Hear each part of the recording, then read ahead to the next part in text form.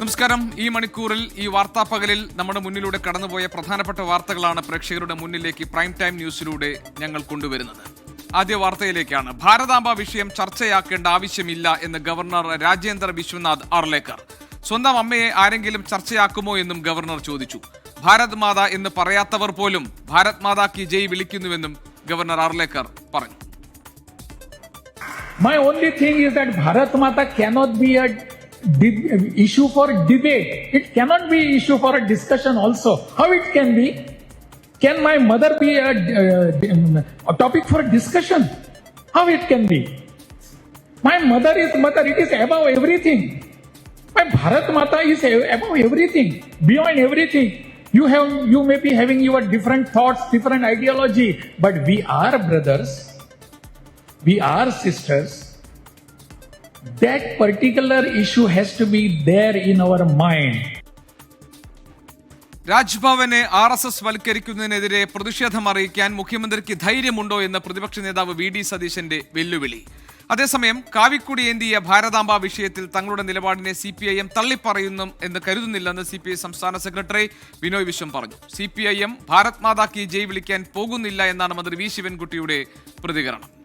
CPIയെ തള്ളി CPM രംഗത്ത് വരില്ല. അതേപ്പറ്റി ഈ ഘട്ടത്തിൽ CPMനോട് ഒരു ചർച്ചയ്ക്ക് ഇപ്പോൾ CPI ഇല്ല, ഉറപ്പായിട്ടുമില്ല. അതേപ്പറ്റിയുള്ള ചർച്ചകളുടെ സമയം ഇതാണെന്ന് CPI കാണുന്നുമില്ല. അതുകൊണ്ട് ഗോവിന്ദൻ മാഷ് തന്നെ പറഞ്ഞു കാണുമെന്ന് വിശ്വസിക്കാനേ ആകുന്നില്ല ഞങ്ങൾക്ക്. അത് ഓരോ രാഷ്ട്രീയ പാർട്ടിയാണല്ലോ തീരുമാനിക്കേണ്ടത്. അവർ വിളിക്കേണ്ട മുദ്രാവാക്യത്തെ സംബന്ധിച്ചിടത്തോളം CPMന് പറയാൻ വേണ്ടി പറ്റില്ലല്ലോ CPIയോട് ഇന്ന മുദ്രാവാക്യം വിളിക്കണമെന്ന് സംബന്ധിച്ചിടത്തോളം. എന്തായാലും CPM വിളിക്കുന്നില്ല. അപ്പോൾ കേന്ദ്ര ഗവൺമെൻറ്റിനെയും BJPയെയും ഭയപ്പെട്ടുകൊണ്ടാണ് ഇവർ നിൽക്കുന്നത്. പേടിച്ച് പഞ്ചപുച്ഛമടക്കി ഓച്ചാനിച്ച് നിൽക്കുകയാണ് കേന്ദ്ര ഭരണകൂടത്തിൻ്റെ നേരെ. അപ്പോൾ കേരളത്തിലെ രാജ്ഭവനെ ഒരു കാരണവശാലും രാഷ്ട്രീയ പ്രചരണത്തിനും മതപ്രചരണത്തിനും ആയി ഉപയോഗിക്കാൻ ഞങ്ങൾ സമ്മതിക്കില്ല. അതിനെതിരായിട്ടുള്ള അതിശക്തിയായ പ്രതിഷേധം കേരളത്തിലെ പ്രതിപക്ഷത്തിൻ്റെ ഭാഗത്തുനിന്നും ഉണ്ടാകും. ഗവൺമെൻറ്റിൻ്റെ നിലപാട് എന്താണെന്ന് മുഖ്യമന്ത്രി ഇനിയെങ്കിലും പറയണ്ടേ? പക്ഷെ മുഖ്യമന്ത്രി പറയുന്നില്ല. ഭാരതാംബ വിഷയത്തിലെ രാഷ്ട്രീയ വിവാദം ചൂടുപിടിക്കുന്നതിനിടെ വന്നിട്ടുള്ള ഇന്നത്തെ പ്രതികരണങ്ങളാണ് നമ്മൾ കണ്ടത്. ഏത് തരത്തിലാണ് ഇത് ഇനി മുന്നോട്ട് പോകാൻ പോകുന്നത്? രാജ്ഭവൻ ആ വിഷയത്തിൽ ഗവർണർ ഉറച്ചു നിൽക്കുന്ന സന്ദർഭത്തിലും സർക്കാരിന്റെ ഭാഗത്തുനിന്ന് മുഖ്യമന്ത്രിയുടെ ഭാഗത്തുനിന്ന് പ്രതികരണം ഉണ്ടാകാതിരിക്കുകയും ചെയ്യുമ്പോൾ ഈ വിവാദത്തിന് മറ്റ് ചില രാഷ്ട്രീയ മാനങ്ങൾ കൈവരാൻ സാധ്യതയുണ്ടോ? സലീം മാലിക് ഞങ്ങളുടെ പ്രതിനിധിയുണ്ട് തിരുവനന്തപുരത്ത് വിവരങ്ങളുമായി. സലീം, കഴിഞ്ഞ കുറച്ച് ദിവസങ്ങളിലായി ഭാരതാംബ ചിത്ര വിവാദം വളരെ ശക്തമായി മുന്നോട്ട് പോവുകയാണ്. അതിൽ CPI അതിശക്തമായവരുടെ പ്രതിഷേധവും രേഖപ്പെടുത്തി കഴിഞ്ഞു. ഇന്ന് ഗവർണർ നടത്തിയിട്ടുള്ള അദ്ദേഹത്തിന്റെ പ്രസംഗത്തിൽ അദ്ദേഹം പറഞ്ഞത് മറ്റെല്ലാറ്റിനും ഉപരിയായി അമ്മയെ നമ്മൾ കാണുന്നു, ഭാരതാംബയെ കാണുന്നു, അതുകൊണ്ട് അമ്മ ചർച്ചയ്ക്കുള്ളൊരു വിഷയമല്ലല്ലോ എന്ന് പറഞ്ഞുകൊണ്ട് അദ്ദേഹം ആ നിലപാടിൽ ഉറച്ചു നിൽക്കുകയാണ്.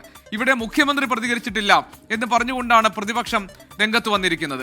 CPIയുടെ നിലപാടിനെ പിന്തുണയ്ക്കുന്നുണ്ടോ എന്നതാണ് മറ്റൊരു സംവാദ വിഷയമായി സമൂഹത്തിന് മുന്നിലുള്ളത്. എങ്ങനെയാണ് ഈ പ്രതികരണങ്ങളെ ചേർത്ത് വെച്ച് നോക്കുമ്പോൾ എന്താണ് നമുക്ക് മനസ്സിലാക്കാൻ കഴിയുന്നത്? ഈ രാഷ്ട്രീയ വിവാദം തീരുകയാണോ അതോ കൂടുതൽ ശക്തി ആർജിച്ച് മുന്നോട്ട് പോവുകയാണോ?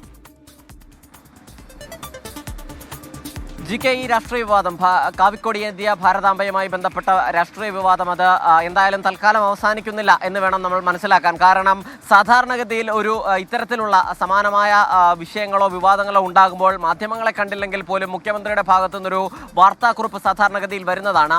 ഈ ദിവസത്തിനിടയിൽ അങ്ങനെ ഒരു വാർത്താക്കുറിപ്പ് വന്നിട്ടില്ലാത്തത് കൊണ്ട് തന്നെ സർക്കാരിൻ്റെ ഭാഗത്ത് നിന്ന് അങ്ങനെ സർക്കാരിൻ്റെ അവസാന വർഷത്തിൽ രാജ്ഭവനുമായി നേരിട്ടൊരു ഏറ്റുമുട്ടൽ വേണ്ട എന്നൊരു നിലപാട് സർക്കാർ സ്വീകരിക്കുന്നുണ്ടോ എന്നുള്ള ഒരു സംശയമുണ്ട്. പക്ഷേ CPI നിലപാട് കടുപ്പിക്കുകയാണ്. CPI ഗവർണർക്കെതിരെയും ഈ വിവാദത്തിലും നിലപാട് കൃത്യമായി പറയുകയും ചെയ്തിട്ടുണ്ട്. ചില CPIMന്റെ തന്നെ മന്ത്രിമാർ ഇതുമായി ബന്ധപ്പെട്ട് CPIയുടെ നിലപാടിനൊപ്പമെന്ന് പറഞ്ഞിട്ടുണ്ടെങ്കിലും മുഖ്യമന്ത്രിയുടെ നിലവിലെ മൗനം തന്നെയാണ് പ്രതിപക്ഷം ആയുധമാക്കുന്നത്. അതേസമയം ഗവർണർ ആകട്ടെ നിലവിലെ നിലപാടിൽ നിന്നൊരു ഇഞ്ച് പോലും പിറകോട്ടില്ല. ആദ്യ ദിവസം ഇതുമായി ബന്ധപ്പെട്ട് ലോക പരിസ്ഥിതി ദിനത്തിൽ ഇത്തരത്തിൽ കൃഷി വകുപ്പ് മന്ത്രി ആ പരിപാടി ഒഴിവാക്കിയതിന് തൊട്ടു പിന്നാലെ തന്നെ ഗവർണർ ഒരു യുദ്ധപ്രഖ്യാപനം സർക്കാരിനെതിരെ നടത്തിയിരുന്നു. കാരണം അതേ ഭാരതാംബയുടെ ചിത്രത്തിന് മുന്നിൽ വിളക്ക് തെളിച്ചുകൊണ്ട് പരിപാടി സംഘടിപ്പിച്ചുകൊണ്ട് ഗവർണർ നിലപാട് വ്യക്തമാക്കിയിരുന്നു. പക്ഷേ അത് ആ ദിവസത്തെ മാത്രം പ്രതികരണമല്ല എന്ന് തെളിയിക്കുന്നതാണ് ഇന്ന് ഒരു നെടുമങ്ങാട് നടന്ന ഒരു പൊതുവേദിയിലെ ഗവർണറുടെ പ്രതികരണം. ഗവർണർ പറഞ്ഞത് ഭാരതാംബയെ അംഗീകരിക്കാത്തവർ പോലും ഭാരത് മാതാ കീ ജയ് എന്ന് വിളിക്കുന്നത് നല്ല സൂചനയാണ്. പക്ഷേ താൻ അതിനെ ഒരു രാഷ്ട്രീയ വിവാദമാക്കി ചർച്ച ചെയ്യാൻ ആഗ്രഹിക്കുന്നില്ല. സ്വന്തം അമ്മമാരെ ആരെങ്കിലും ചർച്ചാ വിഷയമാക്കുമോ എന്നതുൾപ്പെടെയാണ് ഗവർണർ ചോദിക്കുന്നത്. അതുകൊണ്ട് തന്നെ സ്വാഭാവികമായും ഗവർണർ ആ വിഷയത്തെ ആ നിലയിൽ തന്നെ ഒരു ചർച്ചയാക്കുന്നുണ്ട്, ആ വിഷയം ആ നിലയിൽ തന്നെ സംസാരിക്കുകയും ചെയ്യുന്നുണ്ട് എന്നുള്ളത് തന്നെയാണ് മനസ്സിലാക്കേണ്ടത്. പ്രതിപക്ഷമാകട്ടെ മുഖ്യമന്ത്രിക്ക് രാജ്ഭവനെ തള്ളിപ്പറയാനുള്ള ധൈര്യമുണ്ടോ എന്നതുൾപ്പെടെയുള്ള ചോദ്യങ്ങൾ ഉയർത്തിക്കഴിഞ്ഞു. ഇനി നമ്മൾ കാണേണ്ടത് തുടർന്ന് വരുന്ന പരിപാടികൾ, രാജ്ഭവനുമായി ബന്ധപ്പെട്ടുള്ള പരിപാടികളിൽ സർക്കാർ സഹകരിക്കുമോ അതല്ലെങ്കിൽ സർക്കാരിൻ്റെ സാന്നിധ്യം ഉണ്ടാകുമോ എന്നുള്ളതാണ്. കാരണം നിലവിൽ എന്തായാലും രാജ്ഭവനിൽ നിന്ന് കാവിക്കൊടി ഏന്തിയ ഭാരതാംബയുടെ ചിത്രം മാറ്റാൻ ഉദ്ദേശിക്കുന്നില്ല എന്നുള്ളതാണ് മനസ്സിലാക്കുന്നത്. അങ്ങനെയെങ്കിൽ തുടർന്ന് വരുന്ന പരിപാടികളിലും ഒരു ചടങ്ങ് പോലെ തന്നെ ഈ നിലയിൽ ആ ഭാരതാംബ ചിത്രത്തിന് മുൻപിൽ വിളക്ക് തെളിയിക്കുക എന്നുള്ളൊരു നിലപാട് രാജ്ഭവൻ സ്വീകരിക്കും. അങ്ങനെയെങ്കിൽ സർക്കാർ എന്ത് നിലപാട് സ്വീകരിക്കും, ആ പരിപാടികളൊക്കെയും ബഹിഷ്കരിക്കുമോ എന്നുള്ളതാണ് കാണേണ്ടത്. പ്രത്യേകിച്ചും സർക്കാരിൻ്റെ ഏറ്റവും അവസാനത്തെ വർഷമാണ്. നേരിട്ടൊരു ഏറ്റുമുട്ടൽ തൽക്കാലം വേണ്ട എന്നുള്ളതാണ് നിലപാട്. പുതിയ ഗവർണർ വന്നതിന് പിന്നാലെ തന്നെ മുഖ്യമന്ത്രി ഇടവിട്ട് രാജ്ഭവൻ സന്ദർശിച്ചിരുന്നു. ഒരു അനുനയത്തിൻ്റെ പാതയിലായിരുന്നു മുഖ്യമന്ത്രിയും ഗവർണറും തമ്മിൽ പോയത്. പരസ്പരം പുകഴ്ത്തലുകളൊക്കെ ഉണ്ടായിരുന്നു. ആ സാഹചര്യത്തിൽ പ്രത്യേകിച്ചും ഏറ്റവും ഒടുവിൽ മുഖ്യമന്ത്രിയുടെ പിറന്നാൾ ദിവസവും തിരുവനന്തപുരത്തേക്ക് എത്തിയ ഉടൻ തന്നെ ആദ്യം ഗവർണർ പോയത് മുഖ്യമന്ത്രിയുടെ ഔദ്യോഗിക വസതിയിലേക്കാണ്. അവിടെ എത്തി ആശംസ അറിയിച്ചതുമാണ്. അതുകൊണ്ട് തന്നെ ആ ഒരു സൗഹൃദം അവസാനിപ്പിക്കുമോ, മുഖ്യമന്ത്രി അവസാനിപ്പിച്ച് ഗവർണർക്കെതിരെ രൂക്ഷമായ ഒരു നിലപാടെടുക്കുമോ എന്നതുൾപ്പെടെയുള്ള കാര്യങ്ങളും ഇനി നമ്മൾ കാണേണ്ടതാണ്. ജി.കെ. ശരി, സലീം മാലിക് ഞങ്ങളുടെ പ്രതിനിധിയാണ് വിവരങ്ങൾ നൽകിയത്. സലീം റിപ്പോർട്ട് ചെയ്തതുപോലെ തന്നെ ഇപ്പോഴും സർക്കാരും രാജ്ഭവനും തമ്മിൽ, സർക്കാരും മുഖ്യമന്ത്രിയും ഗവർണറും തമ്മിൽ ഭാരതാംബ ചിത്ര വിവാദത്തിന്റെ പേരിൽ ഏതെങ്കിലും ഒരു പ്രശ്നങ്ങളിലേക്ക് കടക്കാൻ പോകുന്നുണ്ടോ എന്നത് ഇപ്പോഴും വ്യക്തമല്ല. കാരണം ഇതുവരെ മുഖ്യമന്ത്രിയുടെ ഭാഗത്ത് നിന്ന് ഇക്കാര്യത്തിൽ ഒരു പ്രതികരണം ഉണ്ടായിട്ടില്ല. അതേസമയം തന്നെ കാവിക്കൊടി ഏന്തിയ ഭാരതാംബയുടെ കാര്യത്തിൽ നിലപാടിൽ നിന്ന് പിന്നോട്ട് പോകാൻ രാജ്ഭവൻ അല്ലെങ്കിൽ ഗവർണർ തയ്യാറായിട്ടുമില്ല. മറ്റെല്ലാത്തിനും ഉപരിയാണ് ഭാരതാംബ. അതുകൊണ്ട് അതിനൊരു തർക്കത്തിന്റെ വിഷയം പോലും ഇല്ല എന്ന് പറഞ്ഞുകൊണ്ട് അദ്ദേഹത്തിന്റെ നിലപാടിൽ ഉറച്ചു നിൽക്കുകയാണ്. തുടർന്ന് അങ്ങോട്ടുള്ള പരിപാടിയിൽ സർക്കാർ രാജ്ഭവനുമായി സഹകരിക്കുമോ എന്നതാണ് ഇനി ഏത് തരത്തിലായിരിക്കും ഗവർണർ മുഖ്യമന്ത്രി ഭരണം തുടർന്ന് അങ്ങോട്ട് പോവുക എന്നതിന്റെ സൂചനയായി നമ്മുടെ മുന്നിൽ വരാൻ പോകുന്നത്. ഏതായാലും മുൻ ഗവർണറെ അപേക്ഷിച്ച് വലിയ സമന്വയത്തിന്റെ പാത ഈ ഗവർണറുമായി കണ്ടെത്താൻ മുഖ്യമന്ത്രിക്ക് കഴിഞ്ഞിരുന്നു. ആ ഒരു നല്ല കാലം അവസാനിക്കുകയാണോ, അതല്ല മുഖ്യമന്ത്രിയുടെ മൗനത്തിലൂടെ ഈ പ്രശ്നത്തെ അവസാനിപ്പിക്കാൻ, വിവാദത്തെ അവസാനിപ്പിക്കാനുള്ള ശ്രമമാണോ നടക്കുന്നത് എന്നതാണ് നമ്മുടെ മുന്നിലുള്ള ചോദ്യം. സലീം മാലിക് അതിന്റെ വിശദമായ റിപ്പോർട്ടുകൾ പങ്കുവയ്ക്കുകയായിരുന്നു.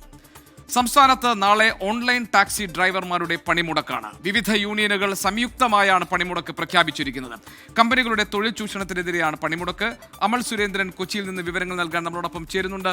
അമലിലേക്ക് പോകാം. അമൽ, നാളെ ഈ ഓൺലൈൻ ടാക്സി സർവീസുകൾ ഉണ്ടാകില്ല, കാരണം തൊഴിൽ ചൂഷണം തടയുക എന്നതാണ് അതിന്റെ ഭാഗമായിട്ടാണ് അവരുടെ പ്രതിഷേധ സമരം എന്നാണ് അറിയുന്നത്. എന്തൊക്കെയാണ് ഇവരുടെ ആവശ്യം? ട്രേഡ് യൂണിയനുകളാണോ ഈ സമരത്തിന് പിന്നിലുള്ളത്? എന്താണ് നാളെ പണിമുടക്കുമായി ബന്ധപ്പെട്ട വിവരങ്ങൾ? അതൊരു സൂചനാ പണിമുടക്കാണോ? ആർക്കും ഓൺലൈൻ ടാക്സികൾ കിട്ടില്ല എന്ന അവസ്ഥയായിരിക്കുമോ നാളെ ഉണ്ടാവുക? ജി.കെ. ഏതായാലും കേരളത്തിലടക്കം പ്രധാനപ്പെട്ട നഗരങ്ങളിലെല്ലാം ജനങ്ങൾ വളരെ വലിയ തോതിൽ ഉപയോഗിക്കുന്ന അല്ലെങ്കിൽ ആശ്രയിക്കുന്നതാണ് ഓൺലൈൻ ടാക്സികളെ.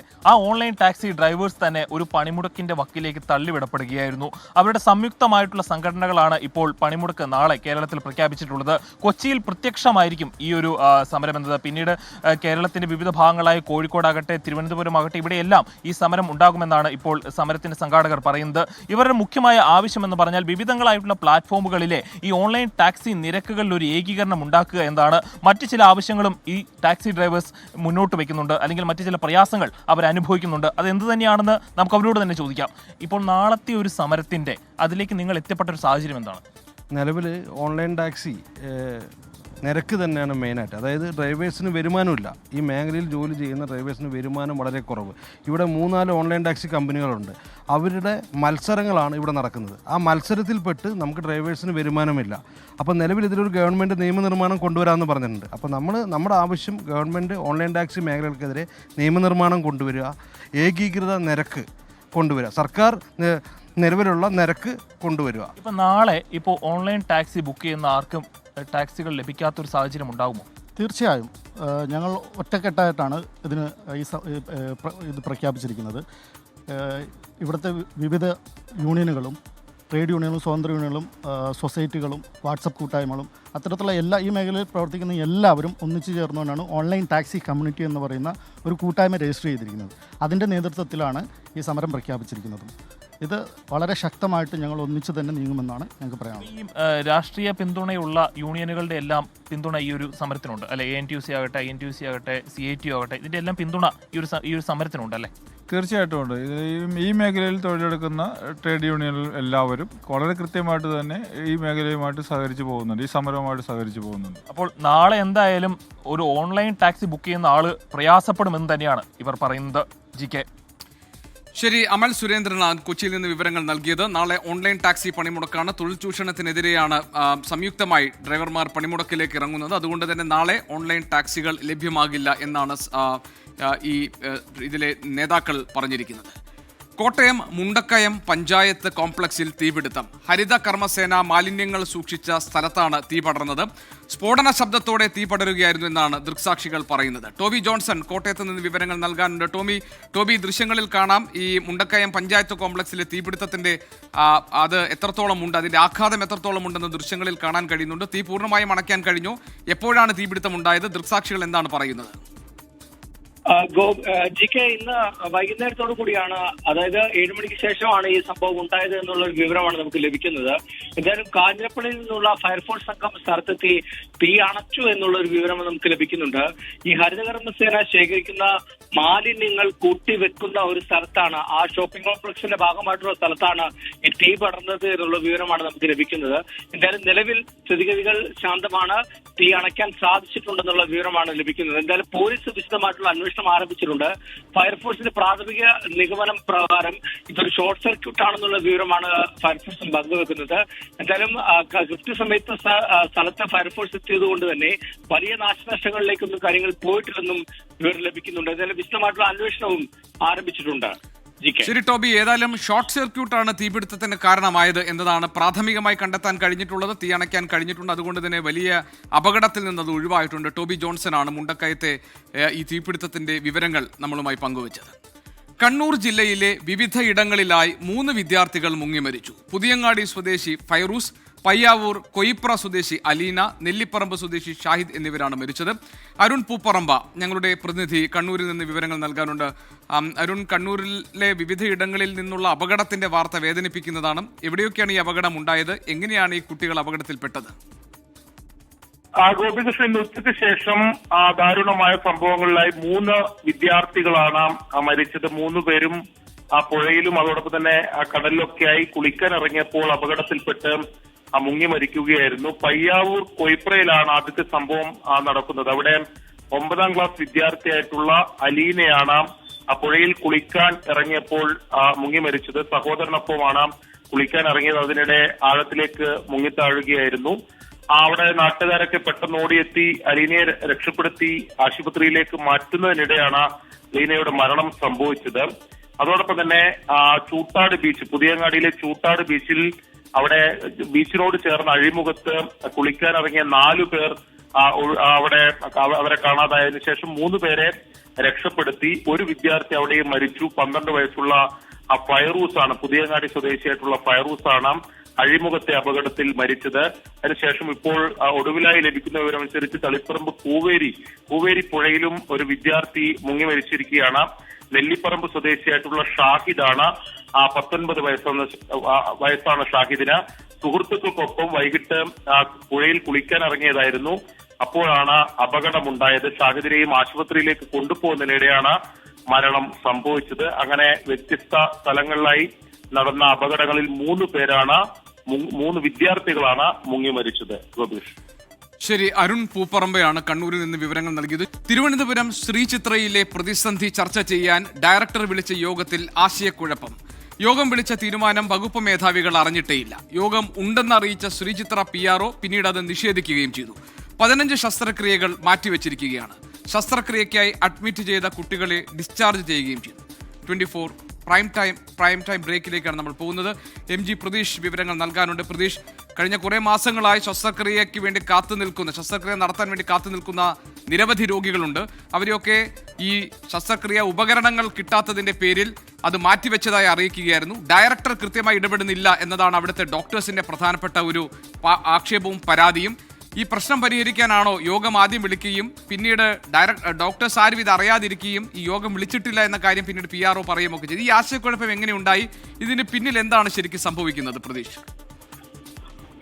GK, തിരുവനന്തപുരം ശ്രീചിത്രയിൽ ഉടലെടുത്ത പ്രതിസന്ധി ഇപ്പോഴും അതേ രീതിയിൽ തന്നെ തുടരുകയാണ്. ശസ്ത്രക്രിയ ഉപകരണങ്ങൾ വാങ്ങുന്ന കാര്യത്തിൽ പോലും ഇപ്പോഴും കൃത്യമായൊരു വ്യക്തത വന്നിട്ടില്ല. ഇതുമായി ബന്ധപ്പെട്ട് നാളെ ഒരു അടിയന്തര യോഗം വിളിച്ചിട്ടുണ്ട് എന്ന തരത്തിൽ വാർത്തകൾ പുറത്തു വന്നിരുന്നു. ഈ ചില മാധ്യമപ്രവർത്തകർ ഉൾപ്പെടെ ഈ PROയോട് സംസാരിക്കുമ്പോൾ ആദ്യം PRO ഇക്കാര്യം ഇത്തരത്തിലൊരു യോഗമുണ്ട് എന്നുള്ളൊരു വിശദീകരണമാണ് നൽകിയത്. പക്ഷേ പിന്നീട് PRO തന്നെ അത് നിഷേധിച്ചു. മാത്രമല്ല ഈ വകുപ്പ് മേധാവികളുടെ യോഗമാണ് ശ്രീചിത്രയിൽ വിളിച്ചു ചേർക്കാൻ തീരുമാനിച്ചത്. പക്ഷേ ഒരു വകുപ്പ് മേധാവികളും ഇത്തരത്തിലൊരു യോഗമുണ്ട് എന്ന കാര്യം അറിഞ്ഞിട്ടില്ല. വകുപ്പ് മേധാവികളോട് നേരിട്ട് തന്നെ സംസാരിക്കുമ്പോൾ അവർ പറഞ്ഞത് അത്തരത്തിലൊരു അറിയിപ്പ് തങ്ങൾക്ക് ഇതുവരെയും ലഭിച്ചിട്ടില്ല എന്നതാണ്. അതുകൊണ്ട് തന്നെ ആ ഒരു യോഗം നടക്കുന്ന കാര്യത്തിൽ ഇപ്പോഴും ഒരു ആശയക്കുഴപ്പം തുടരുന്നുണ്ട്.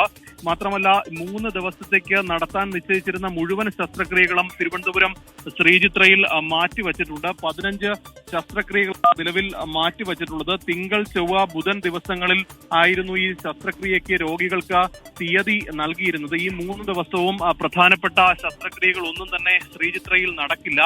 ഏറ്റവും കൂടുതൽ പ്രതിസന്ധി നിലനിൽക്കുന്നത് ഇന്റർവെൻഷണൽ റേഡിയോളജി വിഭാഗത്തിലാണ്. ഈ മറ്റ് വിഭാഗങ്ങളെയും വരും ദിവസങ്ങളിൽ ഈ ശസ്ത്രക്രിയാ ഉപകരണങ്ങളുടെ ലഭ്യതക്കുറവ് പ്രതികൂലമായി ബാധിക്കുമെന്നതാണ് മനസ്സിലാക്കാൻ കഴിയുന്നത്. അതുകൊണ്ട് തന്നെ ഈ വിഷയത്തിൽ ഡയറക്ടർ അടിയന്തരമായി ഇടപെടണമെന്നൊരാവശ്യം ഡോക്ടർമാരുടെ ഭാഗത്ത് നിന്ന് തന്നെ ഉണ്ടാകുന്നുണ്ട്. പക്ഷേ അത്തരത്തിലൊരു പ്രായോഗികമായ ഒരു നടപടി ഇതുവരെയും ശ്രീചിത്ര അഡ്മിനിസ്ട്രേഷൻ വിഭാഗത്തിൽ നിന്ന് ഉണ്ടാകുന്നില്ല എന്നതാണ് ഏറ്റവും പ്രധാനപ്പെട്ട കാര്യം. നാളെ ഈ ശ്രീചിത്ര ഡയറക്ടർ ആശുപത്രിയിൽ എത്തുമെന്നുള്ള ഒരു വിവരം പുറത്തു വരുന്നുണ്ട്. അങ്ങനെയെങ്കിൽ അതുമായി ബന്ധപ്പെട്ട ഏതെങ്കിലും നടപടികൾ സ്വീകരിക്കുമോ എന്നതാണ് ഇനി കാത്തിരുന്ന് കാണേണ്ടത്. മാത്രമല്ല ഏതായാലും ശ്രീചിത്ര ഇൻസ്റ്റിറ്റ്യൂട്ട് ഓഫ് മെഡിക്കൽ സയൻസസിലെ ഇന്റർവെൻഷണൽ റേഡിയോളജി വിഭാഗത്തിൽ ശസ്ത്രക്രിയ ഉപകരണങ്ങൾ ഇല്ലാത്തതിന്റെ പേരിലാണ് ശസ്ത്രക്രിയകൾ മുടങ്ങിയിരിക്കുന്നത്.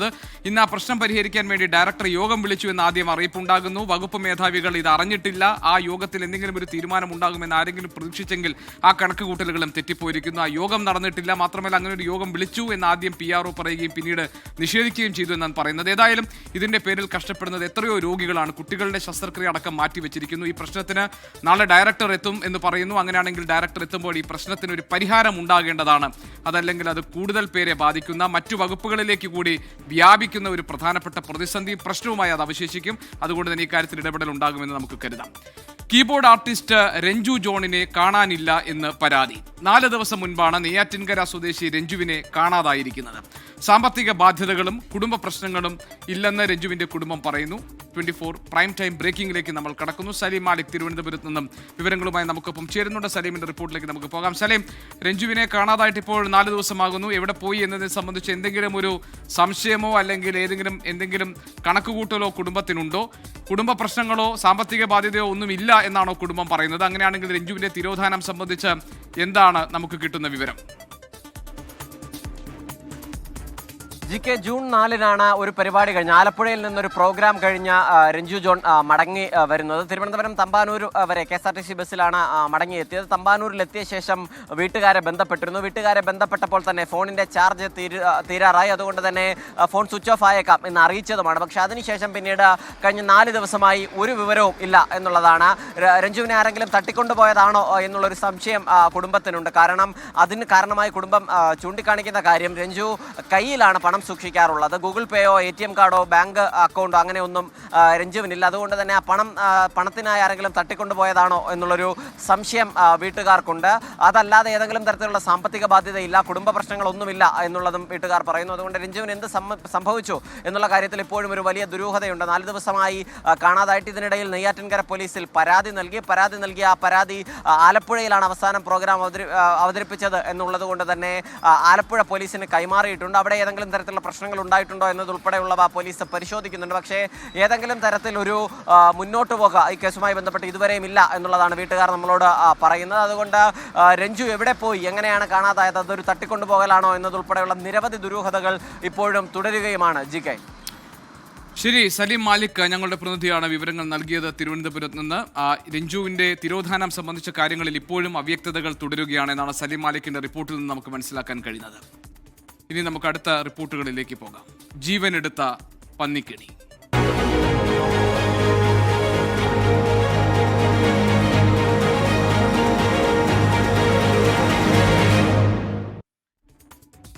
നിലമ്പൂർ വഴിക്കടവിൽ പന്നിക്കെണിയിൽ നിന്ന് ഷോക്കേറ്റ് മരിച്ച 15-കാരൻ അനന്തുവിന് കണ്ണീരോടെ വിട നൽകി നാട്. 100 കണക്കിന് ആളുകളാണ് അനന്തുവിനെ അവസാനമായി ഒരു നോക്ക് കാണാൻ തടിച്ചുകൂടിയത്. വീടിന് സമീപത്തെ കുട്ടിക്കുന്ന് ശ്മശാനത്തിലായിരുന്നു സംസ്കാര ചടങ്ങുകൾ.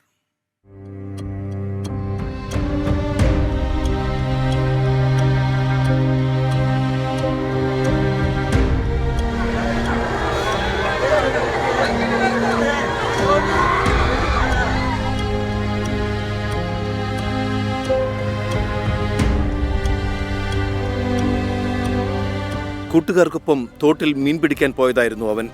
തിരിച്ചെത്തിയത് ചേതനയറ്റ്. സിമന്റ് തേക്കാത്ത ആ കൊച്ചുവീടിനു മുന്നിലേക്ക് മൃതദേഹം എത്തിച്ചത് കാട്ടിടവഴികളിലൂടെ ചുമന്ന് യാത്രാമൊഴി നൽകാൻ 100 കണക്കിന് ആളുകൾ. നാടാകെ സങ്കടക്കടലായി.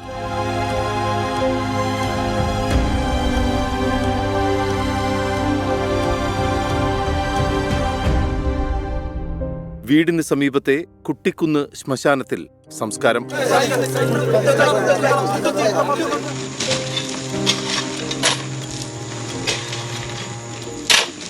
നേരത്തെ അനന്തു പഠിച്ച സ്കൂളിലെ പൊതുദർശനത്തിലും അതിവൈകാരിക നിമിഷങ്ങൾ. ഒരു ദിവസം ക്ലാസ്സിൽ വരാതിരുന്നാൽ മിസ് ചെയ്യുമായിരുന്നു അവനെ. ക്ലാസ്സിലെ മിടുമിടുക്കൻ.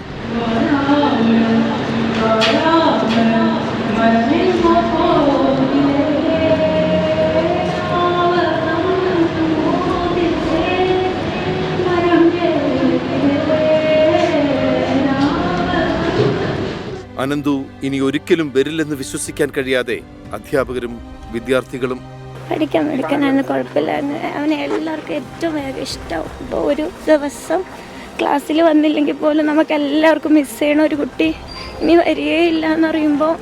പഠിക്കുന്ന കുട്ടിയായിരുന്നു, പാട്ടും പാടും, നല്ലൊരു കുട്ടിയായിരുന്നു. എല്ലാവരോടും നല്ല കമ്പനി, നല്ല പാവമായിട്ട് നല്ലൊരാളായിരുന്നു. ഇനി ക്ലാസ്സിൽ കയറി ചെല്ലുമ്പോൾ തന്നെ ഒരു ഇത് സാന്നിധ്യം ഉണ്ടാവില്ല എന്നറിയുമ്പോൾ ഒരു സങ്കടമൊക്കെ ഉണ്ട്. നിലമ്പൂരിലെ സ്ഥാനാർത്ഥികളായ M Swaraj, Aryadan Shoukath, Mohan George, PV Anwar തുടങ്ങിയവരും വിവിധ രാഷ്ട്രീയ പാർട്ടികളുടെ നേതാക്കളും അനന്തുവിന്റെ വീട്ടിൽ ആശ്വാസവാക്കുകളുമായി എത്തി. 24 മലപ്പുറം. അനന്തു ഷോക്കേറ്റു മരിച്ച സംഭവത്തിന്റെ അന്വേഷണം ക്രൈംബ്രാഞ്ച് ഏറ്റെടുക്കും. ക്രൈംബ്രാഞ്ച് DYSP C അലവിക്കാണ് അന്വേഷണത്തിന്റെ ചുമതല. കാട്ടുപന്നിയെ പിടിക്കാൻ വൈദ്യുതി കെണി വെച്ചത് താനാണെന്ന് പ്രതി വിനീഷ് പോലീസിനോട് സമ്മതിച്ചു. മൃഗത്തെ വേട്ടയാടിയതുകൊണ്ട് വനം വകുപ്പും പ്രത്യേകം കേസെടുക്കും. അനന്തുവിന്റെ മരണത്തിന് കാരണമായ പന്നിക്കണി വെച്ച വിനീഷിനെതിരെ മനഃപൂർവ്വമുള്ള നരഹത്യയ്ക്കുള്ള വകുപ്പാണ് ചുമത്തിയിരിക്കുന്നത്. പോലീസിന്റെ ചോദ്യം ചെയ്യലിൽ പ്രതി എല്ലാം സമ്മതിച്ചു. പന്നിക്കണി വെച്ച ശേഷം വീടിന് സമീപം ഒളിച്ചിരിക്കുകയായിരുന്നു. പിന്നീട് ആംബുലൻസിന്റെയും ആളുകളുടെയും ബഹളം കേട്ടപ്പോൾ എന്തോ സംഭവിച്ചുവെന്ന് മനസ്സിലാക്കി ഫോൺ ഓഫാക്കി. എന്നാൽ പോലീസ് പിന്തുടർന്ന് പിടികൂടി. ഒരു പ്രതി മാത്രമാണ് കേസിൽ ഉള്ളതെന്നും വൈദ്യുതി ലൈനിൽ നിന്ന് കമ്പി വലിച്ച് കെണിവെച്ചത് വിനീഷ് എന്നും പോലീസ്. മുന്നത്തെ ഉള്ളതായിട്ടൊന്നും പറഞ്ഞിട്ടില്ല. മറ്റു കേസുകളൊന്നും ഇതുപോലെ ഉണ്ടായിട്ടില്ല. കുറ്റസമ്മതം നടത്തിയിട്ടുണ്ട്. സംഭവത്തിൽ വനം വകുപ്പും കേസെടുക്കും. മൃഗത്തെ വേട്ടയാടി എന്ന വകുപ്പ് ചേർത്താണ് കേസെടുക്കുക. വൈദ്യുതാഘാതമേറ്റാണ് അനന്തുവിന്റെ മരണമെന്ന് പോസ്റ്റ്മോർട്ടം റിപ്പോർട്ട്. ശരീരത്തിൽ പൊള്ളലേറ്റ മുറിവുകളുണ്ടെന്നും പോസ്റ്റ്മോർട്ടം റിപ്പോർട്ടിൽ പറയുന്നു. ടീം 24 നിലമ്പൂർ. അനന്തു ഷോക്കേറ്റ് മരിച്ച സംഭവത്തിൽ ചേരിതിരിഞ്ഞ് ഭരണ പ്രതിപക്ഷ പാർട്ടികൾ. ഉപതെരഞ്ഞെടുപ്പ് സമയത്തെ ദാരുണ സംഭവത്തിൽ രാഷ്ട്രീയ ഗൂഢാലോചന അന്വേഷിക്കണമെന്ന് CPIM-ഉം വനം മന്ത്രിയും ആവശ്യപ്പെട്ടു. പ്രസ്താവന പിൻവലിച്ച് മന്ത്രി രാജിവെക്കണമെന്ന് പ്രതിപക്ഷം ആവശ്യപ്പെട്ടു. സർക്കാർ സ്പോൺസേഡ് മർഡർ എന്ന ആരോപണം പ്രതിപക്ഷം തിരുത്തിയാൽ തിരുത്തുന്നത് താനും ആലോചിക്കാം എന്നായിരുന്നു ഇതിന് വനം മന്ത്രിയുടെ മറുപടി. പന്നിക്കണിയിൽ നിന്ന് ഷോക്കേറ്റ് 15 വയസ്സുകാരൻ മരിച്ച സംഭവത്തിന് പിന്നാലെ UDF പ്രവർത്തകർ നിലമ്പൂരിൽ റോഡ് ഉപരോധിച്ചിരുന്നു. വിഷയം ഉപതെരഞ്ഞെടുപ്പിൽ പ്രതിപക്ഷം ഉപയോഗിക്കുന്നുവെന്ന് തിരിച്ചറിഞ്ഞ വനം മന്ത്രിയും CPIM സംസ്ഥാന സെക്രട്ടറിയും രാഷ്ട്രീയ ഗൂഢാലോചന ആരോപണവുമായി രംഗത്തെത്തി. തെരഞ്ഞെടുപ്പ് കാലഘട്ടമായതുകൊണ്ട് തന്നെ ഒരു രാഷ്ട്രീയ മുതലെടുപ്പിനുള്ള ഒരു ഗൂഢാലോചന ഈ കാര്യത്തിൽ നടന്നിട്ടുണ്ടോ എന്ന സംശയം ജനങ്ങളിലാകെ ഉയർന്നു വന്നിട്ടുണ്ട്. പ്രതിയുടെ ഫോൺ കോൾ ഉൾപ്പെടെ പരിശോധിച്ചാൽ ഇതിന്റെ പിന്നിൽ രാഷ്ട്രീയ ഗൂഢാലോചന ഉൾപ്പെടെ എന്താണ് എന്നുള്ളത് വ്യക്തത വരും. സ്വന്തം വീഴ്ച മറയ്ക്കാനാണ് രാഷ്ട്രീയ ഗൂഢാലോചന എന്ന വാദമെന്നും വനം മന്ത്രി രാജിവെക്കണമെന്നും പ്രതിപക്ഷം. ഒരു നിമിഷം പോലും ആ കസേരയിൽ ഇരിക്കാൻ യോഗ്യനല്ല, ഇറങ്ങി പുറത്തു പോകണം. അതിനെ ഞങ്ങൾ പുച്ഛിച്ചു തള്ളുന്നു. നിലമ്പൂരിൽ വനം മന്ത്രി എ കെ ശശീന്ദ്രനെതിരെ യൂത്ത് കോൺഗ്രസ് പ്രതിഷേധിച്ചു. വഴിക്കടവിൽ മുഖ്യമന്ത്രിക്കെതിരെ BJP പ്രവർത്തകരുടെ പ്രതിഷേധം. വിദ്യാർത്ഥിയുടെ മരണത്തിൽ UDF ഭരിക്കുന്ന പഞ്ചായത്തിന് വീഴ്ച സംഭവിച്ചെന്നാണ് CPIM ആരോപണം. നാളെ പഞ്ചായത്ത് ഓഫീസിലേക്ക് LDF മാർച്ച് നടത്തും. വനമേഖലയായ നിലമ്പൂർ നിയമസഭാ മണ്ഡലത്തിൽ വന്യജീവി ശല്യം നേരത്തെ മുതൽ ചർച്ചയാണ്.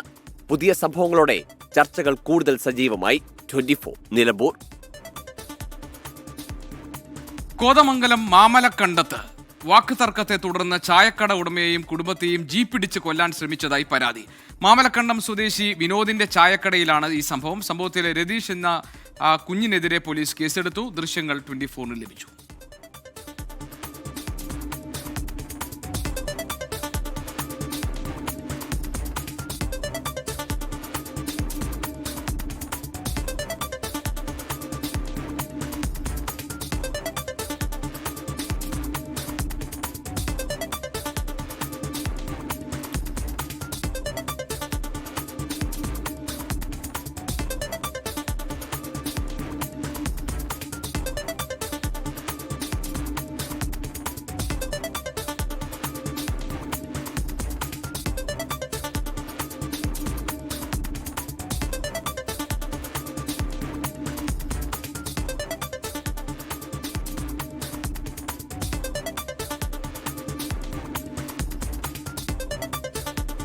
തൊടുപുഴയിൽ നിന്ന് ലാൽകൃഷ്ണൻ ഞങ്ങളുടെ പ്രതിനിധിയുണ്ട് വിവരങ്ങളുമായി. ലാൽകൃഷ്ണൻ, എന്താണ് സംഭവം? ആ വിവരങ്ങൾ എന്തൊക്കെ? ഇന്ന് വൈകിട്ട് 5 മണിയോടുകൂടിയാണ് നമ്മളിപ്പോൾ ദൃശ്യങ്ങളിൽ കാണുന്ന ഈ സംഭവം ഉണ്ടായിരിക്കുന്നത്. ഇത് മാമലക്കണ്ടം കൊയിനിപ്പാറ കവലയിലാണ് ഇത്തരമൊരു ഭയപ്പെടുത്തുന്ന രീതിയിലുള്ള ദൃശ്യങ്ങൾ സംഭവം ഉണ്ടായിരിക്കുന്നത്. ഇതുമായി ബന്ധപ്പെട്ടുകൊണ്ട് പോലീസ് പറയുന്നത് അവിടെ ഓഫ് റോഡ് റൈഡിങ്ങും അതോടൊപ്പം ഒരു ചായക്കടയും നടത്തുന്ന ആളാണ് മാമലക്കണ്ടം സ്വദേശിയായിട്ടുള്ള രതീഷ് എന്ന് വിളിക്കുന്ന കുഞ്ഞൻ. ഈ അക്രമം നേരിടുന്നത് വിനോദ് എന്ന് പറയുന്ന ഒരാളുടെ ചായക്കടയിലാണ്. ഈ കുഞ്ഞനും വിനോദും തമ്മിലുള്ള വാക്കുതർക്കം പിന്നീട് കയ്യാങ്കളിയിലേക്ക് പോവുകയായിരുന്നു. ഇതിനുശേഷം ഓഫ് റോഡിന്റെ ഡ്രൈവർ കൂടിയായിട്ടുള്ള ഓഫ് റോഡ് ജീപ്പ് ഓടിക്കുന്ന ഡ്രൈവർ കൂടിയായിട്ടുള്ള രതീഷ് തന്റെ സ്വന്തം ജീപ്പ് എടുത്ത് ആ കടയിലേക്ക് ഇടിച്ചു കയറ്റുകയായിരുന്നു. 2-3 തവണ ഇടിച്ചു കയറ്റുന്ന ഇയാളെ പിന്തിരിപ്പിക്കാൻ വേണ്ടിയിട്ട് ആ നാട്ടുകാരും ആ കടയിലുണ്ടായിരുന്ന വിനോദിന്റെ കുടുംബവും ബന്ധുക്കളും എല്ലാവരും ശ്രമിക്കുന്നുണ്ട്. പക്ഷേ അതൊന്നും വകവയ്ക്കാതെ പിന്തിരിഞ്ഞു പോയ ശേഷം വീണ്ടും ജീപ്പ് എടുത്തുകൊണ്ട് വന്ന ഈ രതീഷ്, കുഞ്ഞൻ വിളിക്കുന്ന രതീഷ് കടയിലേക്ക് വീണ്ടും ഇടിച്ചു കയറ്റുകയും ആക്രോശിക്കുകയും ചെയ്തു. നേരത്തെ ഉണ്ടായ തർക്കത്തിന്റെ ബാക്കിയാണ് എന്നുള്ളതാണ് പറയുന്നത്. രതീഷ് ആ സമയത്ത് മദ്യപിച്ചിരുന്നു എന്നും പറയുന്നുണ്ട്. രതീഷ് നിരവധി ഈ അടിപിടി കേസുകൾ അടക്കമുള്ള കാര്യങ്ങളിൽ പ്രതിയാണ് എന്നുള്ളതാണ് കൂട്ടുമ്പോൾ. അല്ല ലാൽകൃഷ്ണൻ, ഈ രതീഷ് ആ നാട്ടുകാരനാണോ? മാമലക്കണ്ടം സ്വദേശിയാണോ? അതെ, മാമലക്കണ്ടം സ്വദേശിനിയാണ് രതീഷ്. വിനോദിന്റെ വീടും രതീഷിന്റെ വീടും തമ്മിൽ ഏകദേശം 1 കിലോമീറ്ററിന്റെ മാത്രം വ്യത്യാസമാണ് ഉള്ളത്. ഇവർ തമ്മിൽ നേരത്തെ സൗഹൃദത്തിലായിരുന്ന ആളുകളാണ്. പിന്നീടുണ്ടായ അസ്വാരസ്യങ്ങളും വാക്കുതർക്കവുമാണ് ഇപ്പോൾ ഈ നമ്മൾ ദൃശ്യങ്ങൾ കാണുന്ന രീതിയിലുള്ള ഒരു പ്രശ്നത്തിന് കാരണമായിരിക്കുന്നത്. മാത്രമല്ല വിനോദും കുടുംബവും നിലവിൽ പട്ടികജാതി പട്ടികവർഗ വിഭാഗത്തിൽപ്പെടുന്നവരാണ്. അതുകൊണ്ട് തന്നെ SC/ST അട്രോസിറ്റി വകുപ്പ് അനുസരിച്ചുള്ള നിയമ നടപടികളിലേക്ക് കടക്കുകയാണ് എന്നുള്ള കാര്യം പോലീസ് പറയുന്നുണ്ട്. സംഭവവുമായി ബന്ധപ്പെട്ടതിന് ശേഷം, ഈ സംഭവം നടന്നതിന് ശേഷം രതീഷിനെ പോലീസിന് കണ്ടെത്താൻ സാധിച്ചിട്ടില്ല. പോലീസ് ലാൽകൃഷ്ണൻ, ഈ ദൃശ്യങ്ങളൊക്കെ പതിഞ്ഞിരിക്കുന്നത് പുന്നക്കൽ ടെക്സ്റ്റൈൽസ് എന്ന പുന്നക്കൽ സ്പൈസസ് എന്ന ആ കടയുടെ മുന്നിലുള്ള CCTV ദൃശ്യങ്ങളാണ് ഇപ്പോൾ നമ്മൾ കാണുന്നത്. ആ കടയുടമ ശ്രീ വിജയകുമാർ, അദ്ദേഹം ഇപ്പോൾ നമ്മളോടൊപ്പം ഉണ്ട് ടെലിഫോൺ ലൈനിൽ. വിജയകുമാർ, ഈ സംഭവം നടക്കുമ്പോൾ താങ്കൾ അവിടെ ഉണ്ടായിരുന്നോ? ഞാൻ കടയിലുണ്ടായിരുന്നു. കണ്ടോ താങ്കൾ ഇതെല്ലാം?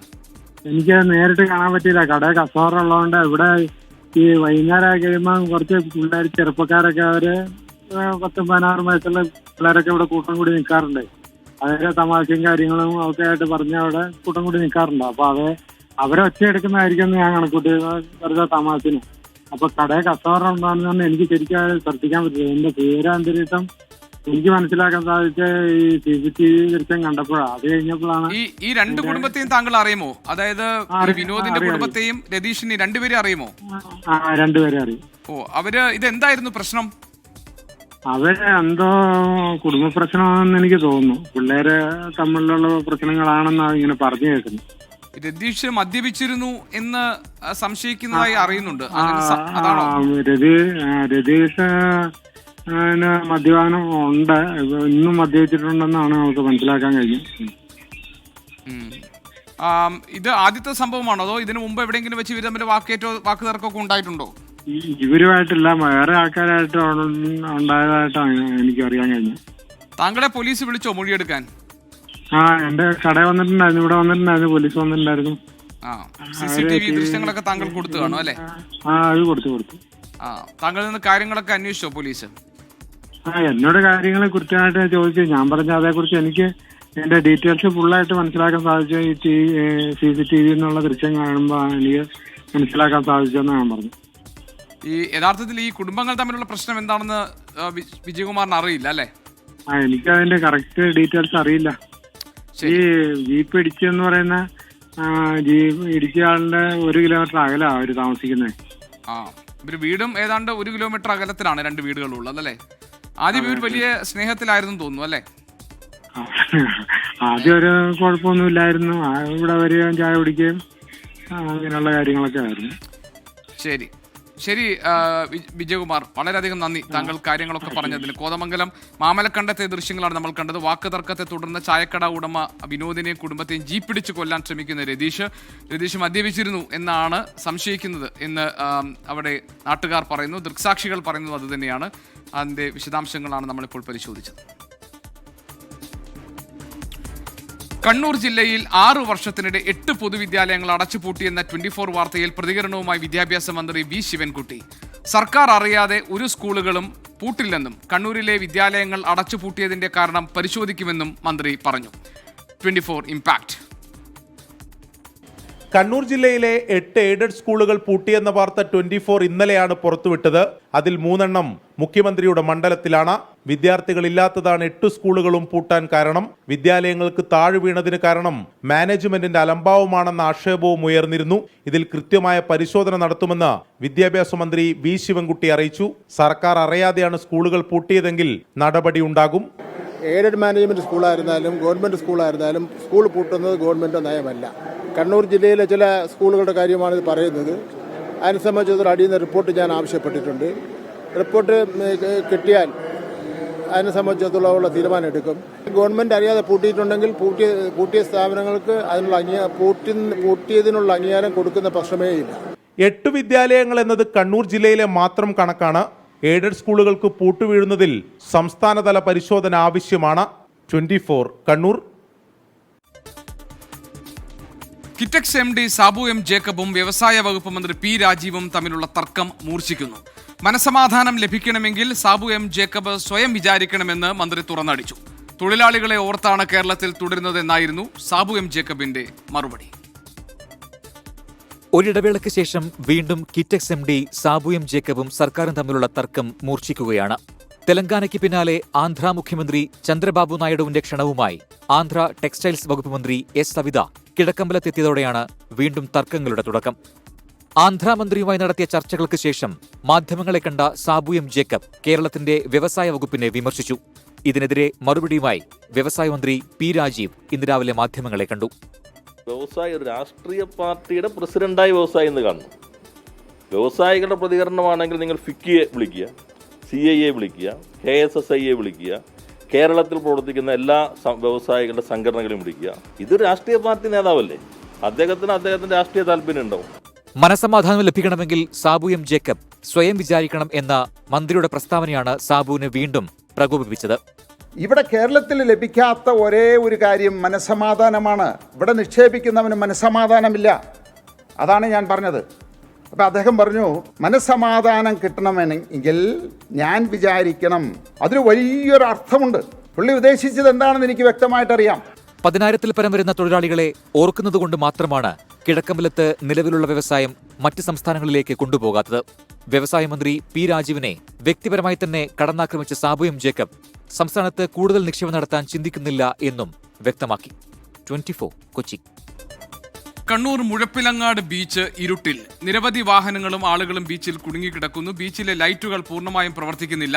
അവധി ദിനമായതുകൊണ്ട് ബീച്ചിൽ വൻ ജനത്തിരക്കുമുണ്ട്. കഴിഞ്ഞ മാസമാണ് നവീകരിച്ച് ബീച്ച് ഉദ്ഘാടനം ചെയ്തത്. അരുൺ പൂപ്പറമ്പ കണ്ണൂരിൽ നിന്ന് വിവരങ്ങൾ നൽകാനുണ്ട്. അരുൺ പൂപ്പറമ്പ, കഴിഞ്ഞ ആഴ്ച നവീകരിച്ച ബീച്ച് അവിടെ ഈ വൈദ്യുതി വിളക്കുകളൊക്കെ അണഞ്ഞു പോകാൻ എന്താണ് കാരണം? ദൃശ്യങ്ങൾ കാണാൻ കഴിയുന്നുണ്ട്, പൂർണ്ണമായും ഇരുട്ടാണ്, ആളുകൾ കുടുങ്ങിക്കിടക്കുകയാണോ? എന്താണ് ബീച്ചിലെ അവസ്ഥ? GK ഇപ്പോൾ സൂചിപ്പിച്ച പോലെ തന്നെ ഏഷ്യയിലെ ഏറ്റവും വലിയ ഡ്രൈവിംഗ് ബീച്ചാണ് മുഴപ്പിലങ്ങാട്. ഈ ബീച്ച് കഴിഞ്ഞ മാസമാണ് നവീകരിച്ച ആ ബീച്ചും അതോടൊപ്പം തന്നെ ബീച്ചിന്റെ ഭാഗമായുള്ള പാർക്കും ഉദ്ഘാടനം ചെയ്തത്. നിരവധി അതായത് ലൈറ്റുകളൊക്കെ കത്തിച്ച് മനോഹരമായ ദൃശ്യങ്ങളൊക്കെ മുഴപ്പിലങ്ങാട് ബീച്ചിന്റെ പുറത്തു വന്നിരുന്നു. ഇന്ന് നമുക്കറിയാം അവധി ദിനമാണ്. നിരവധി സഞ്ചാരികൾ, നിരവധി ആൾക്കാർ ഈ ബീച്ചിലേക്ക് എത്തിയിരുന്നു. നിരവധി വാഹനങ്ങളും അങ്ങോട്ട് എത്തിയിരുന്നു. ആ ബീച്ചിലേക്കുള്ള റോഡ് അല്പം ഇടുങ്ങിയ റോഡാണ്, വീതി കുറഞ്ഞ റോഡാണ്. ഇപ്പോൾ പൂർണ്ണമായും ആ ബീച്ച് വെളിച്ചമില്ലാതെ ഇരുട്ടിലായിരിക്കുന്നു എന്നതാണ് നമുക്ക് അവിടെ നിന്ന് ലഭിക്കുന്ന വിവരം. നിരവധി ആൾക്കാർ അവിടെ ബീച്ചിൽ കുടുങ്ങിക്കിടക്കുകയാണ്. വാഹനങ്ങൾ എടുത്തു പോകാൻ പറ്റുന്നില്ല. ഈ വീതി കുറഞ്ഞ വഴിയാണ്, അതോടൊപ്പം തന്നെ വെളിച്ചവുമില്ലാത്തതോടെ വലിയ പ്രശ്നമാണ് അവിടെ നേരിടുന്നത്. ആൾക്കാരൊക്കെ അധികൃതരെ വിളിക്കുമ്പോൾ ജനറേറ്റർ വർക്ക് ചെയ്യുന്നില്ല, ജനറേറ്റർ പ്രവർത്തിക്കുന്നില്ല, അതുകൊണ്ടാണ് ലൈറ്റ് ഓഫായത് എന്ന വിശദീകരണമാണ് അധികൃതരുടെ ഭാഗത്ത് നിന്ന് ലഭിക്കുന്നത്. കഴിഞ്ഞ ദിവസവും അവിടെ ആൾക്കാരെത്തിയ ഘട്ടത്തിൽ ലൈറ്റ് ഓഫാവുകയും പിന്നീട് അതിന്റെ ലൈറ്റ് പിന്നീട് പ്രവർത്തിക്കുകയൊക്കെ ചെയ്തിരുന്നു എന്ന കാര്യങ്ങൾക്ക് പരാതികളൊക്കെ ഉയർന്നിരുന്നു. പക്ഷെ ഇത് ഇത്ര ജനത്തിരക്കുള്ള ഒരു അവധി ദിനത്തിൽ അവിടെ വൈകിട്ട് മുതൽ 6:30 മുതൽ ഇപ്പോൾ അവിടെ ലൈറ്റ് പ്രവർത്തിക്കുന്നില്ല എന്നതാണ്. ഇപ്പോൾ കൂടുതൽ ഇരുട്ടായി പൂർണ്ണമായും ലൈറ്റുകൾ അണഞ്ഞു നിൽക്കുകയാണ്. വലിയ ബുദ്ധിമുട്ടാണ്. അരുൺ, അവിടെ ഇപ്പൊ കുടുങ്ങിക്കിടക്കുന്ന വാഹനങ്ങൾ, അതേപോലെ തന്നെ കുടുംബങ്ങൾ, അവരെ പുറത്തേക്ക് കൊണ്ടുവരാനുള്ള ഒരു സഹായം ഇതുവരെയായിട്ട് ഉണ്ടായിട്ടില്ല. 6:30 മണിക്ക് പോയ ലൈറ്റ് ഇപ്പോൾ 9:30 മണിയാകാറായി, 3 മണിക്കൂറായല്ലോ. ഗോപീകൃഷ്ണൻ, തീർച്ചയായും അത്തരത്തിൽ നിരവധി ആൾക്കാരാണ്, നൂറുകണക്കിന് ആൾക്കാരാണ് ഇന്ന് അവധി ദിനത്തിൽ അവിടെ അങ്ങോട്ട് എത്തിയിട്ടുള്ളത്. വാഹനങ്ങളും അതുപോലെ തന്നെ എത്തിയിട്ടുണ്ട്. ഈ വൈകിട്ട് തൊട്ട് തന്നെ അവിടെ ആളുണ്ടായിരുന്നു. പക്ഷെ ഇരുട്ടായ ഘട്ടത്തിലാണ് ഈ ലൈറ്റ് എന്തുകൊണ്ട് പ്രവർത്തിക്കുന്നില്ല എന്ന കാര്യങ്ങളൊക്കെ അവിടെ ചോദിച്ചത്. അവിടെ ഈ സുരക്ഷാ കാര്യങ്ങൾക്കായി വിരലെണ്ണാവുന്ന ജീവനക്കാർ മാത്രമേ ആ ബീച്ചിലുള്ളൂ. അവരോട് കാര്യങ്ങൾ ചോദിക്കുന്നുണ്ട്, പക്ഷേ ഈ ജനറേറ്റർ പ്രവർത്തിക്കുന്നില്ല എന്ന കാര്യം മാത്രമാണ്. മറ്റെന്തെങ്കിലും ഒരു സജ്ജീകരണം ഈ ആൾക്കാരെയൊക്കെ സുരക്ഷിതമായി പുറത്തെത്തിക്കാൻ അല്ലെങ്കിൽ വാഹനങ്ങളൊക്കെ എത്തിക്കുന്നതിന് വേണ്ടിയിട്ട് അവിടെ ഏർപ്പാടാക്കിയിട്ടില്ല. നിലവിൽ അങ്ങനെ ഒരു ക്രമീകരണവുമില്ല. മുഴപ്പിലങ്ങാട് ബീച്ചിലേക്ക് പോയവർക്കറിയാം, വളരെ വീതി കുറഞ്ഞ റോഡാണ്. അവിടെ വെളിച്ചം കൂടി ഇല്ലെങ്കിൽ വലിയ ബുദ്ധിമുട്ട് നേരിടുമെന്ന കാര്യത്തിൽ സംശയമില്ല. ആ ബുദ്ധിമുട്ടും ദുരിതവുമാണ് ഇപ്പോൾ അവിടെ ആൾക്കാർ നേരിട്ടുകൊണ്ടിരിക്കുന്നത്. ഇത് വളരെ പ്രധാനപ്പെട്ട ആളുകളുടെ ആരുടെയെങ്കിലും പ്രതികരണം എടുക്കാൻ കഴിയുന്നുണ്ടെങ്കിൽ ആ പ്രതികരണങ്ങൾ കൂടി വരുന്ന ബുള്ളറ്റിനുകളിൽ എത്തിക്കണം. അരുൺ, മുഴപ്പിലങ്ങാട് ഏറ്റവും വലിയ ഡ്രൈവിംഗ് ബീച്ചാണ്. നേരത്തെ അരുൺ സൂചിപ്പിച്ചതുപോലെ തന്നെ അവിടേക്കുള്ള വഴി വളരെ നാരോ ആയിട്ടുള്ള വളരെ ചെറിയ വഴിയാണ് അകത്തേക്കുള്ളത്. പക്ഷേ പിന്നീട് അങ്ങോട്ട് ബീച്ചിലൂടെ വാഹനങ്ങൾ ഓടിച്ചു പോകാം എന്നുള്ളതാണ് ആ ബീച്ചിന്റെ പ്രത്യേകത. അവിടെ 6:30 മണിക്ക് അവിടുത്തെ വഴിവിളക്കുകൾ വെളിച്ചം പോയതാണ്, ഇതുവരെ വന്നിട്ടില്ല. 3 മണിക്കൂർ കഴിഞ്ഞു. കഴിഞ്ഞ മാസമാണ് ബീച്ച് നവീകരിച്ച് അതിന്റെ ഉദ്ഘാടനമൊക്കെ കഴിഞ്ഞത്. ആ ഉദ്ഘാടന മാമാങ്കമൊക്കെ കഴിഞ്ഞ് ഏതാണ്ട് 1 മാസം കഴിയുമ്പോൾ പൂർണ്ണമായും ബീച്ചും പരിസരം ഇരുട്ടിലായ സ്ഥിതി ഉണ്ടായിരിക്കുന്നു. ഇന്ന് അവധി ദിവസമായതുകൊണ്ട് തന്നെ ധാരാളം കുടുംബങ്ങൾ ബീച്ചിൽ എത്തിയിട്ടുണ്ട്. വാഹനങ്ങളും കുടുംബങ്ങളും ഒക്കെ അവിടെ കുടുങ്ങിക്കിടക്കുന്ന സാഹചര്യമാണുള്ളത്. അരുൺ, ഇതിൽ അധികൃതരുടെ എന്തെങ്കിലും വിശദീകരണമോ അല്ലെങ്കിൽ അവരുടെ എന്തെങ്കിലും പ്രതികരണമോ നമുക്ക് കിട്ടിയിട്ടുണ്ടോ? നമ്മളും ബന്ധപ്പെട്ടിരുന്നു. അപ്പോൾ ഈ ജനറേറ്റർ ഇന്നലെ തകരാറായി എന്നതാണ് ഇവരുടെ വിശദീകരണം. പക്ഷേ അങ്ങനെയാണെങ്കിൽ ഇന്ന് അവിടെ അറിയാം, ഇന്ന് അവധി ദിനമാണ്, കൂടുതൽ ആൾക്കാർ ദിവസമാണ്. എന്തെങ്കിലും തരത്തിൽ മുന്നറിയിപ്പ് ആയി വരുന്ന സഞ്ചാരികൾക്ക് ആൾക്കാർക്ക് നൽകണമായിരുന്നു. രാത്രി ലൈറ്റുകൾ പ്രവർത്തിക്കില്ല എന്നുൾപ്പെടെയുള്ള കാര്യങ്ങൾ സൂചിപ്പിക്കണമായിരുന്നു. പക്ഷേ ആ തകരാർ പരിഹരിക്കാൻ ശ്രമിച്ചു വരികയാണ് എന്നുള്ള വിശദീകരണം മാത്രമാണ് നിലവിൽ ഇപ്പോൾ ലഭിക്കുന്നത്. DTPC ഉൾപ്പെടെ. ശരി അരുൺ, ഏതായാലും നമുക്ക് നോക്കാം. അരുൺ പൂപ്പറമ്പയാണ് വിവരങ്ങൾ നൽകിയത്. 3 മണിക്കൂറായി കുടുംബങ്ങൾ, വാഹനങ്ങൾ ഇരുട്ടിൽ നിൽക്കുന്നു. അവിടുത്തെ കണ്ണൂരിലെ മുഴപ്പിലങ്ങാട് ഡ്രൈവിംഗ് ബീച്ചിൽ അവിടുത്തെ വഴിവിളക്കുകൾ അണഞ്ഞു പോയിരിക്കുന്നു. ജനറേറ്റർ കേടാണ് എന്നുള്ളതാണ് അവർക്ക് കിട്ടിയിട്ടുള്ള മറുപടി. മറ്റൊരു തരത്തിലുള്ള സൗകര്യങ്ങളോ അവർക്ക് പുറത്തേക്ക് കടക്കാനുള്ള ഒരു തരത്തിലുള്ള ഇടപെടലുമോ ആരുടെ ഭാഗത്തു നിന്നും ഉണ്ടായിട്ടില്ല, അധികൃതരുടെ ഭാഗത്തു നിന്നും ഉണ്ടായിട്ടില്ല എന്നതാണ് അരുൺ പൂപ്പറമ്പയുടെ റിപ്പോർട്ടിൽ നമുക്ക് മനസ്സിലാക്കാൻ കഴിയുന്നത്. നടനും BJP നേതാവുമായ G. കൃഷ്ണകുമാറിനും കുടുംബത്തിനുമെതിരായ ആരോപണം കൂടുതൽ കടുപ്പിച്ചു പരാതിക്കാർ. എന്നാൽ പരാതിക്കാരുടെ തട്ടിപ്പിന് പിന്നിൽ വലിയ സംഘമുണ്ടോ എന്ന സംശയമുണ്ടെന്നാണ് കൃഷ്ണകുമാറിന്റെയും കുടുംബത്തിന്റെയും മറിച്ചുള്ള ആരോപണം. സമഗ്രമായ ഒരു അന്വേഷണത്തിന് ശേഷം കേസിൽ തുടർ നടപടികൾ സ്വീകരിക്കാനാണ് പോലീസിന്റെ നീക്കം. പരാതി നൽകിയ ഇരുവിഭാഗത്തിന്റെയും ബാങ്ക് അക്കൗണ്ടുകൾ, CCTV ദൃശ്യങ്ങൾ തുടങ്ങിയവ പരിശോധിച്ച് വിശദമായ അന്വേഷണം നടത്താനാണ് പോലീസ് നീക്കം. മ്യൂസിയം SHOയുടെ നേതൃത്വത്തിൽ പ്രത്യേക സംഘമാണ് അന്വേഷണം നടത്തുന്നത്. സാമ്പത്തിക തിരിമറി നടന്നെന്നാണ് പ്രാഥമിക വിലയിരുത്തൽ. കൂടുതൽ ദൃശ്യങ്ങൾ പുറത്തുവിട്ടതിന് പിന്നാലെ 3 വനിതാ ജീവനക്കാരുടെയും ആരോപണങ്ങൾ കൃഷ്ണകുമാറും കുടുംബവും ഇന്നും നിഷേധിച്ചു. ജാതീയമായി അപമാനിച്ചെന്ന ആരോപണം മറ്റൊന്നും പറയാനില്ലാത്തതുകൊണ്ടെന്ന് പ്രതികരണം. പോലീസ് പക്ഷപാതപരമായി പെരുമാറിയെന്നും ജി കൃഷ്ണകുമാർ. ഈ കുട്ടികളുടെ ബാങ്ക് സ്റ്റേറ്റ്മെന്റ് എടുത്ത് മാത്രം പരിശോധിച്ചാൽ തീരാവുന്ന വിഷയമേ ഉള്ളൂ. കാരണം പണം എടുത്തിട്ടുണ്ട്, അവർ തന്നെ പറയുന്നു പണം ഞങ്ങൾ എടുത്തിട്ടുണ്ട്.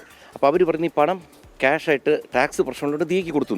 അങ്ങനെയാണെങ്കിൽ സിമ്പിൾ ചോദ്യം, ഇവരുടെ സ്റ്റേറ്റ്മെന്റ് എടുത്ത് നോക്കിയാൽ പൈസ വിഡ്രോ ചെയ്തില്ലെന്നറിയാം. ചില പോലീസ് ഉദ്യോഗസ്ഥരുടെ വ്യക്തിപരമായ പ്രശ്നങ്ങളാണ് ഇതിനകത്ത് കാണുന്നത്.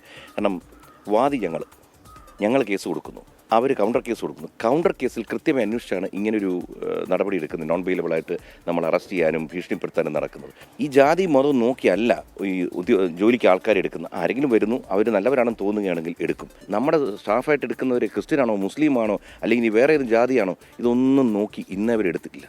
തീർത്തും ജീവിതത്തിൽ ചിന്തിക്കാത്ത കാര്യങ്ങളാണ് ജാതി മതമൊക്കെ. എനിക്കെതിരെയാണ് ഇത്തരം ആരോപണങ്ങൾ കൊണ്ടുവരുന്നത്. അതേസമയം ജി കൃഷ്ണകുമാറിനും കുടുംബത്തിനുമെതിരെ ഗുരുതര ആരോപണങ്ങളാണ് ജീവനക്കാർ ഉന്നയിക്കുന്നത്. വസ്ത്രം പിടിച്ചുവലിക്കുകയും പണം നൽകിയില്ലെങ്കിൽ മാനഭംഗപ്പെടുത്തുമെന്ന് ഭീഷണിപ്പെടുത്തിയതായുമാണ് ആരോപണം. ജീവനക്കാർ നൽകിയ പരാതിയിലെ എഫ്ഐആറിലും സമാന വിവരങ്ങൾ രേഖപ്പെടുത്തിയിട്ടുണ്ട്. കൃഷ്ണകുമാർ, മകൾ ദിയ കൃഷ്ണ, ഭാര്യ സിന്ധു കൃഷ്ണകുമാർ തുടങ്ങിയ 6 പ്രതികളാണ് കേസിലുള്ളത്. കേസിൽ തിടുക്കത്തിൽ നടപടി വേണ്ടെന്നാണ് അന്വേഷണ സംഘത്തിന്റെ തീരുമാനം. 24 തിരുവനന്തപുരം.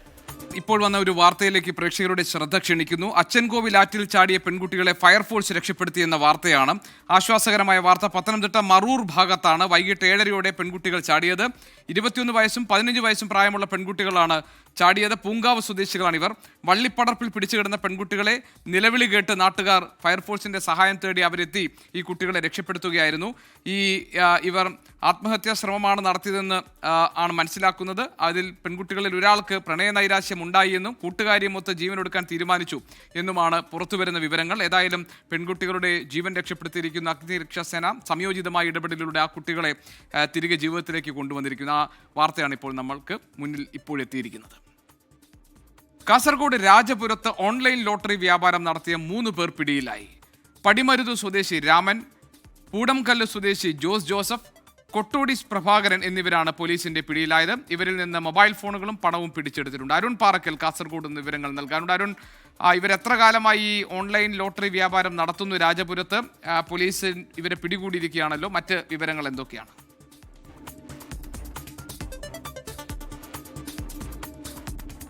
രാജപുരം എസ് ഐ പ്രദീപ് കുമാറിന്റെ നേതൃത്വത്തിലുള്ള സംഘമാണ് ഈ 3 പ്രതികളെയും പിടികൂടിയത്. പടിമരുത് സ്വദേശി രാമൻ, പൂടംകല്ല് സ്വദേശി ജോസ് ജോസഫ്, കൊട്ടോടി സ്വദേശി പ്രഭാകരൻ. കൊട്ടോടി പ്രഭാകരനാണ് ഇതിലെ മുഖ്യപ്രതി എന്നാണ് പോലീസ് പറയുന്നത്. ഇവർ കുറേ കാലമായി ഈ ഓൺലൈൻ ലോട്ടറി വ്യാപാരം നടത്തി വരികയായിരുന്നു. മലയോരത്തെ സാധാരണ ജനങ്ങളെ ലക്ഷ്യമിട്ട്, സാധാരണ കൂലിപ്പണിക്കാരെ ലക്ഷ്യമിട്ടായിരുന്നു ഇവരുടെ പ്രവർത്തനമെന്ന് പറയുന്നുണ്ട്. മൊബൈൽ ഫോൺ വഴിയാണ്, വാട്സപ്പ് മുഖേനയാണ് ഇവരുടെ പ്രവർത്തനമുണ്ടായത്. ഇതിനുവേണ്ടി വാട്സപ്പിൽ പ്രത്യേകം ഗ്രൂപ്പുകൾ ക്രിയേറ്റ് ചെയ്തുകൊണ്ട് അതിലൂടെയാണ് ഇത്തരത്തിലുള്ള ഓൺലൈൻ ലോട്ടറി വ്യാപാരം നടത്തിയിരുന്നത്. എന്തായാലും കുറേ പേർ ഇതിൽ വലയിൽപ്പെട്ടിരുന്നു. അവർ നൽകിയ പരാതിയിൽ തുടർന്നാണ് ഇപ്പോൾ പോലീസ് അറസ്റ്റ് ചെയ്തിരിക്കുന്നത്. ഇവരിൽ നിന്ന് മൊബൈൽ ഫോണും പണവും പിടിച്ചെടുത്തിട്ടുണ്ട്. ജി.കെ. ശരി, അരുൺ പാറക്കലാണ് വിവരങ്ങൾ നൽകിയത്. ഇതോടെ ഇന്നത്തെ പ്രൈം ടൈം ന്യൂസ് ഇവിടെ പൂർത്തിയാവുകയാണ്.